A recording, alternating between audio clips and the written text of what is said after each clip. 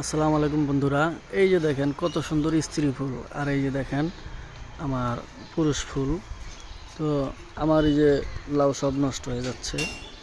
এই যে দেখেন কত সুন্দর স্ত্রী ফুল আসছে, কিন্তু পুরুষ ফুল নাই। পুরুষ ফুল নাই মানে অনেক ফুল ছিল, ছিঁড়ে ফেলে দিছি। কারণ হলো এই যে দেখেন, এই যে আপনাদেরকে দেখাই, এই যে দেখেন ভিতরে পোকা নষ্ট হয়ে গেছে।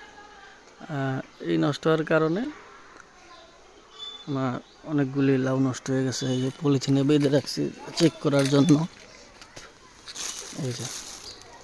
এই যে নষ্ট হয়ে গেছে। তো চেক করলাম যে নষ্ট হয় কী কারণে। এই যে নষ্ট হয়ে গেছে, এটা বেঁধে রাখছি, নষ্ট হয়ে গেছে। এই যে এই স্ত্রী ফুল